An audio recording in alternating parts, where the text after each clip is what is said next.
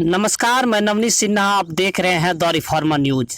जुनैद लारी की एक पंक्ति है, कतरा न हो तो बहर न आए वजूद में, कतरा न हो तो बहर न आए वजूद में, पानी की एक बूंद समंदर से कम नहीं। इन्हीं पंक्तियों को चरितार्थ कर दिखाया है अररिया जिला के फारबिसगंज प्रखंड क्षेत्र के शुभंकरपुर गांव में वो तत्कालीन वर्मा और वर्तमान म्यांमार से विस्थापित होकर आए 90 परिवारों ने, जिन्होंने मेरे पीछे जो आप देख रहे हैं ये हरियाली, कभी यहाँ पर रेत का टीला हुआ करता था, हर तरफ रेत ही रेत हुआ करता था। आज ये हरियाली में तब्दील हो गया है और ये गांव मूंगफली उत्पादन में विशेषकर बदलाव की एक नई इबारत लिख दिया है।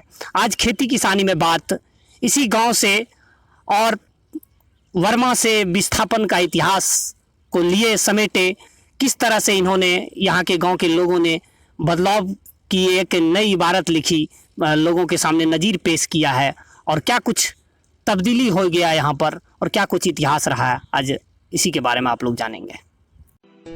खेतों में आगे आगे हल बैल से रेख खींचते किसान और पीछे पीछे मग से मूंगफली के बीज निकालकर बराबर अंतराल पर गिराती महिलाएं और युवक। ये दृश्य है बिहार के अररिया जिले के फारबिसगंज प्रखंड क्षेत्र अंतर्गत शुभंकरपुर गांव की, जो मूंगफली उत्पादन में जिले में विशिष्ट व अलग पहचान बनाकर एक कीर्तिमान स्थापित किया है।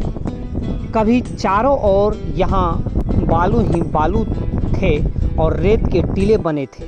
तकरीबन 5 दशक पूर्व तत्कालीन वर्मा और वर्तमान म्यांमार से विस्थापित होकर आए लोगों ने अपनी कड़ी मेहनत, जीवटता व अतीत के अनुभवों से इस बलुआही मिट्टी पर न केवल अपनी तकदीर की इबारत लिख डाली, बल्कि दूसरे किसानों के लिए भी अनुकरणीय बने। इस बात की तस्दीक बगल के खेतों में लगे और लहलहाते ये छोटे छोटे मूंगफली के पौधे भी कर रहे हैं। इन विस्थापितों ने खेती को नया आयाम देने के साथ साथ जिले में मूंगफली की खेती की नींव भी डाली। भारतीय लोगों के वर्मा जाने और फिर वहां से विस्थापन के बाद वापस अपने देश लौटने के पूरे इतिहास को सिलसिलेवार तरीके से बताते हुए स्थानीय निवासी 80 वर्षीय रामलखन वर्मा कहते हैं कि भारत और वर्मा अंग्रेजों के अधीन था, सभी एक साथ थे। 1937 में बंटवारा करके वर्मा को अलग कर दिया गया। उसके बाद सन 47 में वहाँ के प्रधानमंत्री ऊनू बने। 1962 तक वो प्रधानमंत्री रहे। उसके बाद वहाँ सत्ता हस्तांतरण हुआ, मिलिट्री यानी सैन्य शासन लागू हो गया। उसके बाद वर्मा वे टू सोशलिज्म लागू हुआ। बड़े बड़े जमींदारों की ज़मीन ले ली गई, व्यापारियों का बिजनेस छिन गया। सरदार बलवंत सिंह कमिश्नर थे, उनको भी हटा दिया गया। कॉलेज से इंडियन लेक्चरर को हटा दिया गया। इसके बाद कोई चारा नहीं था। नेहरू जी से हम सभी ने 1964 में आग्रह किया और समझौता हो गया कि हम लोग भारत लौटेंगे। उस समय भारत और बर्मा पहले अंग्रेजों का अधीन था, सब एक ही साथ था। 1937 में बंटवारा कर दिया, बर्मा को अलग कर दिया। उसके बाद प्रजातंत्र 47 में आज़ादी मिली बर्मा की। तो वो जो है प्रधानमंत्री ऊनू बने। 1962 तक तो प्रधानमंत्री रहे। 62 में वहाँ मिलिट्री शासन हुआ, ज़बरदस्ती सत्ता हस्तांतरण कर लिया और वो अपना बर्मीज वे टू सोशलिज्म लागू किया। बड़े बड़े ज़मींदार जो थे उनका ज़मीन ले लिया, व्यापारी जो थे उनका बिजनेस ले लिया। कॉलेजों से कमिश्नर थे उनको भी हटा दिया। सरदार बलवंत सिंह कमिश्नर थे, उनको हटा दिया। कॉलेज से लेक्चरर जो था इंडियन, उनको हटा दिया। ऐसा हो गया कि विद्यार्थी का एडमिशन नहीं हुआ कॉलेज में जो विदेशी है। इसलिए बहुत लोग, अब कोई चारा नहीं था तो नेहरू जी से आग्रह किए। नेहरू जी 64 में और समझौता हो गया कि भाई हम भारत भी जो हैं, जो दिक्कत में है तो आप लोग जो चलना चाहते हैं भारत चलें। तो आना शुरू हुआ हम लोगों का। तो कब से आना शुरू हुआ? 64 से 72 तक आया। वहाँ जाने के इतिहास पर रामलखन वर्मा आगे बताते हैं कि 1880 के लगभग यहाँ से लोग वर्मा गए थे। डुमरांव के महाराज, जो कि बाबू वीर कुंवर सिंह के परिवार से थे, उनको अंग्रेजों के द्वारा जागीर में कुछ ज़मीन वहीं वर्मा में मिली थी। उनके दीवान थे हरि सिंह, उसने ही सबको यहाँ से ले गए थे। क्योंकि एशिया का सबसे बड़ा चीनी मिल वहीं था, इसलिए गन्ने की खेती के लिए सबको वहाँ ले जाया गया। फिर गए कब थे वहाँ पर? गए थे 1880 के लगभग। 80 के लगभग। कौन लेके गए थे और क्या कारण था वहाँ जाने का? उनको जमीन डुमराव महाराजा को जमीन मिला था जागीर। पहले तो जो है ना जमीन सरकार जो है किसी किसी को देती थी, 200 एकड़ 400 एकड़ जागीर आपको मिलता है। उनका दीवान थे हरि सिंह। हरि सिंह जो है यहाँ से हरि सिंह को जमीन दे दिए, तो हरि सिंह जो है सबको ले गए किसान लोगों को कि आप लोग चलिए वहाँ कमाइए। हरि सिंह आरा के थे? हाँ, डुमराव के थे। तो ऐसा तो कुंवर सिंह से कोई रिलेशन भी था? कुंवर सिंह और डुमराव महाराजा एक ही परिवार के थे। तो उन लोगों के बाद में जैसे ना होता पारिवारिक विभाजन हुआ, तो कुंवर सिंह को मिला जगदीशपुर और डुमराव महाराजा उनको था को वहाँ पर मिला। हाँ। तो अंग्रेजों ने दिया था क्या वहाँ पे? बर्मा का जमीन अंग्रेजों हाँ ने हाँ, दिया था। अंग्रेजों ने डुमराव महाराज को दिया हाँ, था। डुमराव महाराज अपने दीवान को दिया। तो यहाँ से सब लोग को वही ले गए थे। हाँ। तो क्या चीज़ के क्या उद्देश्य से ले गए थे? उद्देश्य है जमीन हमारा है, आप लोग चलिए वहाँ कमाइए खाइए। क्योंकि भारत में उसमें बहुत गरीबी था, खेत है लेकिन पटवन का कोई साधन नहीं था। अभी तो नहर वगैरह बन गया, उसमें कोई साधन नहीं था, उपज नहीं होता था। तो लोग जो है जब वहाँ गए, वहाँ का मौसम बहुत ही अच्छा सुहाना मौसम। जून लास्ट में, मई से कहिए 15 मई के बाद वहाँ वर्षा शुरू होता था और एकदम अगस्त सितंबर अक्टूबर तक वर्षा होते रहता था। कोई ऐसा दिन नहीं हो कि जब वर्षा नहीं हो। लोग वहाँ बड़े आराम से खेती बाड़ी करने लगे, अच्छा ज़मीन था, उपज खूब अच्छा होता था। किस जगह रहते थे वहाँ पर? हम लोग टांगू डिस्ट्रिक्ट के जियावाड़ी में रहते थे। वहाँ किस चीज़ की खेती? हम लोग केतारी का खेती करते थे, गन्ना का खेती और धान का खेती। जो चीनी मिल था वहाँ का जियावाड़ी का, वो एशिया का सबसे बड़ा चीनी मिल था। अच्छा अच्छा। तो चूँकि धान का रहा तो चावल में भी तो काफ़ी उन्नत था वहाँ? हाँ, चावल में था। तो अब जैसे धान हम लोग लगा दिए, तो धान काट करके फिर गन्ना लगाते थे, और 1 साल गन्ना रह गया, उसके बाद काट के फिर उसमें धान लगाते थे, रोटेट करते थे फसल का। अच्छा, फिर तो जैसे आप कह रहे हैं कि 62 से आना शुरू हुआ, 70 75 तक 64 से। हाँ, 62 64 से, उसके बाद फिर 70 तक आना लोग को शुरू हुआ। तो फिर यहाँ मतलब उस समय चूँकि पूर्णिया जिला हुआ करता था। जी हाँ। तो फिर कैसे मतलब सभी लोग इधर ही बसे की और अलग अलग जगह, और क्या पूरा कहानी? पहले लोग आए तो यहाँ कोई शरण नहीं था। पटना जंक्शन, बिहिया, आरा सब स्टेशन पे जाकर रहते थे। बहुत दिक्कत था, तो सरकार से लड़ाई किया यहाँ बर्मा वाला ने कि भाई सब प्रांत में कैंप है बर्मा वालों के लिए, तमिलनाडु में है, बंगाल में है, और बिहार में क्यों नहीं है। तो लड़ते लड़ते वहाँ कैंप बना 1966 में। तो उसके बाद सब लोग पूर्णिया चले आए। पूर्णिया में जगह भर गया, तो 74 में जो लोग आए, अब जगह नहीं रह गया था, तो बेतिया में भी एक कैंप था, वहाँ बांग्लादेशी शरणार्थी रहते थे।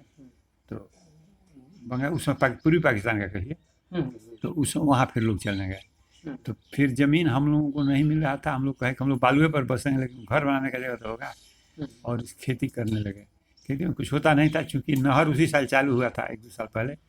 नहर में जो है, कोसी नहर में सिल्ट वाला मिट्टी आता, पानी आता था।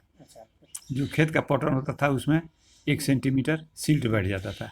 तो ऐसे 10-12 साल में खेत जो है धीरे धीरे हम लोग का परिवर्तन हो गया। तो उस समय कितने परिवार आए थे?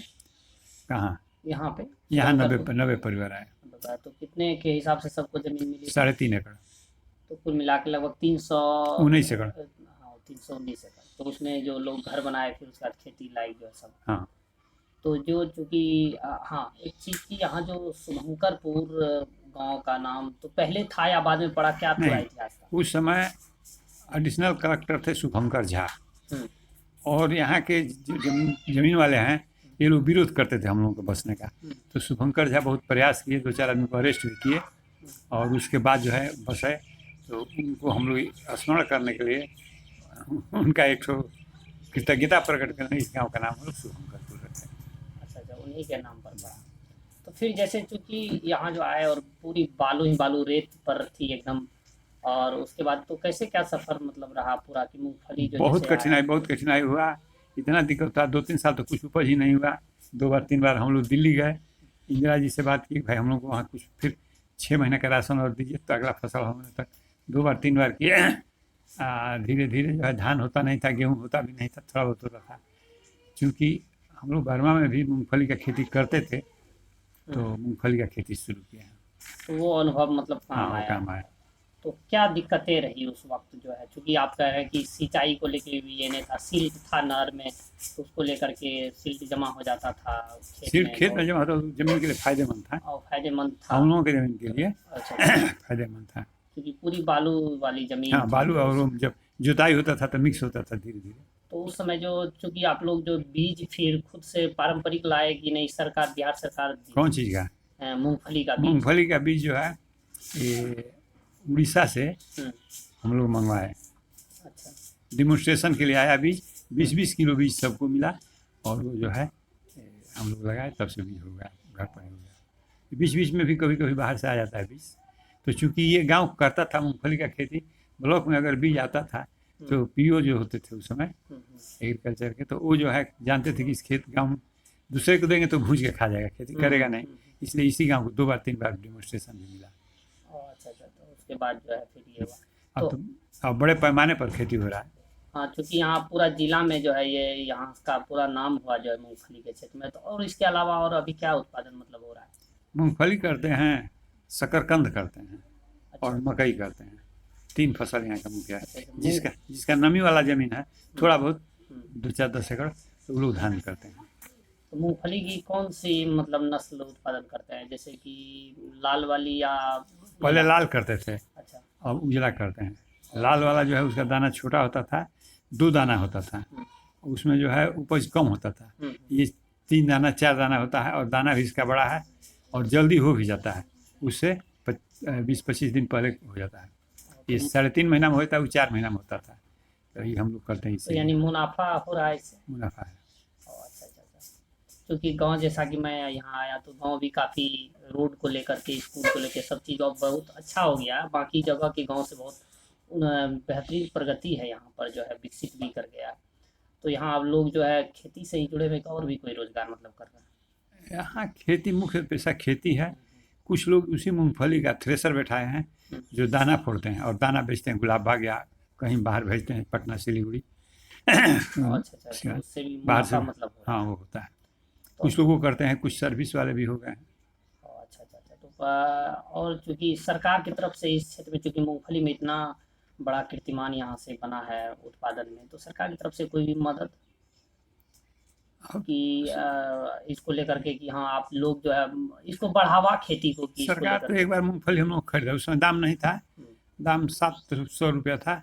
तो सरकार का भाई तो किसान को उचित कीमत नहीं मिल रहा है, 1000 रुपया में मूंगफली खरीदा सरकार। बिहार बीज निगम खरीदा, लेकिन रख रखाव कमी, वो बीज कामयाब नहीं हुआ, जर्मिनेशन उसका नहीं आया। अच्छा हम लोग अपना बीज बनाते हैं, अपने लगाते हैं। अच्छा अच्छा, तो अब मतलब जुलाई में हम लोग, अभी जुलाई अगस्त में बीज लगा देंगे थोड़ा सा, 1 बीघा 10 कट्ठा जो हुआ, और वही जो है अक्टूबर प्लांट, फरवरी प्लांट असल यहाँ का है, फरवरी में हम लोग रोपते हैं। यानी साल में कितने बार हो जाता है 2 उत्पादन? बार। 2 बार। प्रति एकड़ के हिसाब से कितना क्विंटल उत्पादन होता है? पहले होता था 7 कुंटल 8 कुंटल लाल मूंगफली, छोटा दाना उसका था। ये और वाला? ज़मीन भी उस समय उतना उपजाऊ नहीं था। ये होता है 10 कुंटल से लेकर 14-15 कुंटल, जिसका जैसा ज़मीन जैसा परिश्रम। अच्छा अच्छा अच्छा, तो सिंचाई को लेके अब सुविधा है? सिंचाई तो अब हर आदमी होंडा मशीन रखा है, पंपिंग सेट रखा है। नहरों में पानी मतलब नहर आता है? पानी, नहर से कोई आशा नहीं है। बस मतलब हाँ, पंपिंग से? 15-20 साल से नहर में पानी नहीं आया। और नहर में पानी नहीं है? आता है कभी 1 फीट पानी आया, वो हम लोग की ज़मीन से भी नीचे ही रह जाता है पानी। अच्छा अच्छा और नहर की सफाई भी नहीं हुई ना, अच्छा अच्छा। नहर में तो जंगल झाड़ लगा हुआ। अच्छा, थोड़ा पीछे चलेंगे, क्योंकि उस समय आप बर्मा की जैसे बात बता रहे थे, तो उसमें आप लोग के परिजन, जो रिलेटिव लोग भी, सगे संबंधी वहाँ रह रहे हैं कि नहीं, सभी चले आए थे? हमारे बाबूजी 5 भाई थे, हम्म, तो हमारा परिवार पूरे चला आया है। और 3 भाई जो हमारे 2 चाचा लोग हैं, दोनों के परिवार से कुछ लोग आए, कुछ रह गए। अब बाकी 2 चाचा लोग हैं, उन लोगों का परिवार कोई नहीं आया। हमारी बहन भी वहीं रह गई 2, हम्म। हमारे ससुराल के लोग वहीं रह गए। अच्छा अच्छा, तो क्या कारण था कि वो लोग वहाँ रुक गए, मतलब नहीं आए? धीरे धीरे आने का प्रोग्राम बना। सरकार का ये था कि साल में 2 जहाज भेजेंगे, 3 जहाज भेजेंगे। तो एक जहाज जब जाता था तो उसमें तमिलनाडु के लोग, बंगाल के लोग, बिहार के, हर स्टेट के लोगों का कोटा होता था। हम्म, तो 50-60 परिवार एक बार में आता था। 3 जहाज आया तो 100 परिवार आया। और वहाँ 80 गाँव 90 गाँव हमारे यहाँ था। किसी गांव से कुछ, किसी गांव से कुछ हो जाता था। स्थानीय निवासी अश्वनी वर्मा बताते हैं कि जब हम लोग यहाँ आए थे तो सिर्फ बालू का टीला ही था। वर्मा में मूंगफली के उत्पादन के अनुभव से यहाँ भी मूंगफली उत्पादन किए। बाद में आलू, गोभी, सब्जी वगैरह भी उत्पादन किए। अभी कुछ लोग मक्का भी उत्पादन कर रहे हैं, लेकिन सबसे ज़्यादा सफ़ेद मूंगफली का उत्पादन हो रहा है, जिसका बीज मैंने सबौर विश्वविद्यालय से लाया था और सभी लोगों को दिया था। कि जिस समय हम लोग यहाँ आए थे तो सिर्फ बालू का टीला था और लोग थोड़ा छोटा छोटा झोपड़ी बना कर रह रहे थे। खाना नहीं खा पा रहे थे, हवा चलने पर थाली में बालू पड़ जाता था, ये कंडीशन था। लेकिन हम लोग मेहनती किस्म के लोग थे। हालांकि उस समय हम तो बहुत छोटे थे, बच्चे थे। पिताजी वगैरह बड़ी मेहनती किस्म के लोग थे। और बर्मा में जहाँ हम लोग रह रहे थे वहाँ मूंगफली की खेती हम लोग कर रहे थे। और यहाँ आने के बाद उसी अनुरूप इसका ज़मीन का पोजीशन देखा गया तो लगा कि नहीं, यहाँ भी मूंगफली होगी। ट्राई करने के लिए लोग यहाँ लगाए, मेरे पिताजी भी लगाए और मूंगफली की खेती होने लगी। यहाँ धान भी लगाते थे, गेहूँ भी लगाते थे। उसके बाद जो है सब्जी की खेती, आलू, फूलगोभी, इस सब की खेती हम लोग करने लगे। लेकिन कालांतर में देखा गया नकदी फसल के रूप में मूंगफली का उपज बढ़िया होने लगा। मूंगफली चूँकि नहर का पानी आने से उसका जो उपजाऊ मिट्टी है खेत में जो गया, तो मूंगफली के लिए वरदान साबित हुआ। तो मूंगफली का उत्पादकता अच्छा रहा, इसलिए लोग मूंगफली की खेती करने लगे, गेहूं की खेती छोड़ दिए। अब तो कुछ लोग मकई भी करते हैं। मूंगफली की कौन सी नस्ल इधर ज़्यादा होती है? पहले तो मूंगफली का सफ़ेद वैरायटी चलता था। बाद में जो है आज से 10 वर्ष पहले लाल घुसा था, लेकिन लाल का खेती लोग छोड़ दिया। फिर जो है अभी सफ़ेद वाला आया। यह सफ़ेद वाला वैरायटी हम ही ला करके सबौर यूनिवर्सिटी से, उस समय कुलपति थे मेवालाल चौधरी, एक कॉन्फ्रेंस था। उस कॉन्फ्रेंस में हमको बुलाया गया किसान के तरफ से। 3 दिवसीय वैज्ञानिकों का कॉन्फ्रेंस था। उसमें हमको मंच पर सम्मानित करके और अंतिम कॉन्फ्रेंस के समय में पूछा गया कि आप क्या चाहते हैं, किसान के तरफ से कुछ बोलिए। तो हम अपनी बात को रखें कि हम लोग जो मूंगफली की खेती है, परंपरागत बीज हम लोगों के पास है। कोई बढ़िया किस्म का बीज नहीं है, उन्नत बीज नहीं है। आप यदि उन्नत बीज उपलब्ध कराते हैं तो खेती में 4 चांद लग जाएगा। तो वो बोले, एक वैज्ञानिक को मनोज कुमार नाम करके थे, उनको बोले कि भाई आप यदि आपके पास बीज है, रिसर्च किया हुआ तो दीजिए। तो 8 वैरायटी हमको दिए थे।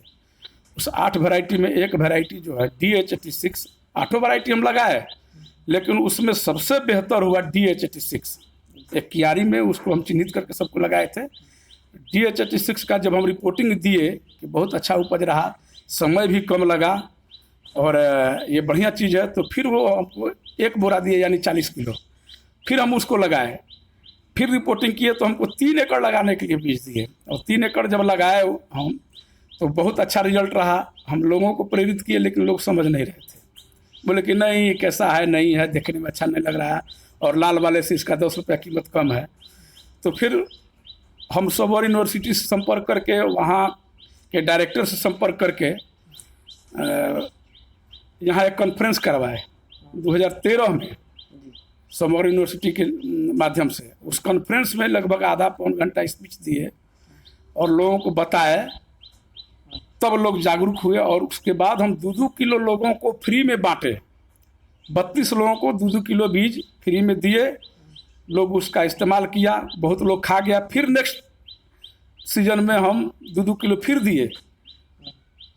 और उसके बाद लोग जब उसका अध्ययन किया, उपज देखा, तब जा कर के अब बड़े पैमाने पर, अभी तो लगता है कि पूरा कमिश्नरी भर इसकी खेती इस वैरायटी की होती है, जिसका नाम है DH86। स्कूल के सामने मैदान में मूंगफली सुखा रहे किसान कृष्णा वर्मा कहते हैं कि यहाँ मूंगफली उत्पादन हुआ, इसलिए हम लोग बालू पर टिक पाए, नहीं तो मजदूरी के लिए बाहर जाना पड़ता था। तो आप लोग वर्मा से विस्थापित होकर आए थे, यहाँ मूंगफली उत्पादन कर रहे हैं, तो क्या मूंगफली मतलब शुरुआत मूंगफली से ही हुई थी? कुछ दिन के बाद चालू हुआ। जब से चालू हुआ तब से मतलब हम लोग यहाँ बालू पे टिक सके, नहीं तो सब आदमी बाहर दिल्ली वगैरह में काम करते थे, मजदूरी के लिए दूसरे जगह जाते थे। और मूंगफली का बीज आया और तब से हम लोग ठीक ठाक कमा रहे हैं और खा रहे हैं। तो यहाँ तो चूँकि बालू ही बालू था। बहुत बालू था। नहर का सिंचाई उस समय बहुत अच्छा मिल रहा था, ताकि थोड़ा सा ज़मीन मिट्टी टाइप का हल्का बना, उपज लायक ज़मीन बना। अब फिर नहर फेल होने के कारण से अब ज़मीन बंजर होते जा रहा है। बिना जैविक घूर गिराए हुए खेती में कोई फसल नहीं हो रहा है। तो खाद आप लोग यूज करते हैं? खाद यूज़ करते हैं और जैविक भी खाद यूज़ करते हैं। जैविक खाद में जैसे गोबर और गोबर, घरेलू गोबर। ये गांव केवल खेती में ही नहीं बल्कि सामाजिक, आर्थिक, शैक्षणिक, राजनीतिक तौर पर भी काफ़ी विकास कर लिया है। गली गली सड़कों का जाल भी बिछ गया है। गांव में हाई स्कूल तक की शिक्षा के लिए अलग अलग विद्यालयों की स्थापना भी हुई। भाजपा किसान मोर्चा के महामंत्री अश्वनी वर्मा बताते हैं कि मेरे पिता के अथक संघर्ष से ही इस गांव में मिडिल और हाई स्कूल की स्थापना हुई। हाँ, विद्यालय की स्थापना जिस समय हम लोग आए थे उस समय एक प्राथमिक विद्यालय की स्थापना हुई थी। उसके बाद जो है मेरे पिताजी यहाँ मिडिल स्कूल की स्थापना करवाए, जिसके लिए उनको बहुत बड़ा संघर्ष करना पड़ा। और संघर्ष इस प्रकार से हुआ जिसका खमियाजा भी हम लोगों को भुगतना पड़ा था। और हाई कोर्ट तक मेरे पिताजी उस विद्यालय के निर्माण के लिए लड़ाई लड़े थे। स्थापना हुई और विशाल भवन मिला इस गांव को, बच्चे लोग पढ़ते हैं। उसके बाद भी मेरे पिताजी थके नहीं, क्योंकि समाज सेवा से जुड़े हुए थे। उसके बाद जिला परिषद के जो अध्यक्ष हैं, तत्कालीन अध्यक्ष सगुफ्ता अजीम थी और उस समय डीएम थे उपेंद्र राय। इनका संकल्प था कि मैं हाई स्कूल भी बनवाऊंगा और उनको बुला करके यहाँ बाकायदे हाई स्कूल मिडिल स्कूल का निर्माण का शिलान्यास भी करवाए। और उसी दिन संकल्प लिए और उन्होंने से वादा करवाया कि मिडिल हाई स्कूल भी आप हमको यहाँ दीजिए। उसके बाद हाई स्कूल के लिए प्रयासरत रहे। काफ़ी मेहनत करने के बाद, बहुत दिन तक मेहनत किए, यहाँ से लेके पटना तक दौड़ धूप किए। शिक्षा मंत्री से मिले, नीतीश जी से मिले, सुशील मोदी से मिले और अंततः हाई स्कूल का निर्माण हुआ। उसके बाद भी हाई स्कूल में कुछ अड़चन लगा। उस अड़चन को, जबकि मेरे पिताजी अब इस दुनिया में नहीं हैं, हाई स्कूल का चिट्ठी आने से पूर्व बेचारे इस दुनिया से चले गए, लेकिन वह संकल्प था उनके दिलो दिमाग में। तो हाई स्कूल का चिट्ठी आने के बाद निर्माण काम में कुछ बाधा आया, तकनीकी बाधा आया कुछ। उस बाधा को दूर करने के लिए हमने बीड़ा उठाया और डीएम से मिल करके जैसे जो हुआ मेहनत करके उस बाधा को दूर करके फिर हाई स्कूल का विशाल बिल्डिंग का निर्माण करवा करके आज हाई स्कूल भी मेरे गांव में हिमालय की तरह एकदम चिहाड़ रहा है। सीने पर शुभंकरपुर के मध्य में स्थित है। अश्वनी वर्मा कहते हैं, क्योंकि बरसात के समय खेत से मूंगफली निकालने में ज़्यादातर सड़ जाता है, इसलिए हम लोग सरकार से मांग करते हैं कि मूंगफली उखाड़ने और तोड़ने के लिए आधुनिक यंत्र दिया जाए। जी, क्योंकि इस गांव में जो है अब इतनी उन्नत चीज़ें ये हो रही है और विशेषकर मूंगफली उत्पादन के क्षेत्र में बेहद अग्रणी रहा है और बड़ा नाम भी है ज़िले में। तो और सरकार की तरफ से इसको लेकर के या प्रशासन की तरफ से और कोई मदद जो है इसको लेकर मिलती है? हमने बहुत बार प्रयास किया कि खेती के क्षेत्र में आधुनिक यंत्र की बड़ी आवश्यकता है और मूंगफली उखाड़ने के लिए और उसको तोड़ने के लिए हम लोगों के पास कोई यंत्र नहीं है। और उस समय जिस समय हम लोगों का मूंगफली निकलता है बरसात का समय रहता है, आनंद फानंद में लोग उखाड़ना चाहते हैं और सुखवाना चाहते हैं, नहीं तो पानी लग जाने के बाद वो समूचा बर्बाद हो जाता है। बहुत बार हमने प्रयास किया, यहाँ तक कि सबौर यूनिवर्सिटी के डायरेक्टर को भी हमने बोले कि ठीक है हम व्यवस्था करेंगे। हम कई बार डीओ साहब को भी बोले, जिला कृषि पदाधिकारी को भी बोले कि हम लोगों को उन्नत कोई ऐसा यंत्र का व्यवस्था कीजिए जो मूंगफली में हम लोगों को उखाड़ने और तोड़ने का व्यवस्था हो, जिससे कि किसान को लाभ मिले। लेकिन अभी तक इस तरह का कोई विकल्प नहीं मिला। हम कृषि विज्ञान केंद्र में भी कई बार इस बात को रखे, वो लोग भी बोले कि ठीक हम लोग देखते हैं, लेकिन और बाहरी किसी पदाधिकारी का और बाहर से कहीं कोई सुविधा नहीं मिला। जो भी मिला कृषि विज्ञान केंद्र से और जिला कृषि पदाधिकारी से बीज के रूप में ही मिला है और दूसरा कोई लाभ नहीं मिला है। तो क्या मांग करते हैं? हम मांग करते हैं कि आधुनिक यंत्र हम लोगों को उपलब्ध करावे, ज़्यादा से ज़्यादा, कुछ नहीं तो आधुनिक यंत्र उखाड़ने और तोड़ने वाला यंत्र यदि हो जाए तो यहाँ कृषक और समृद्ध हो जाएंगे और जो भी कठिनाई है कठिनाई का समाधान हो जाएगा।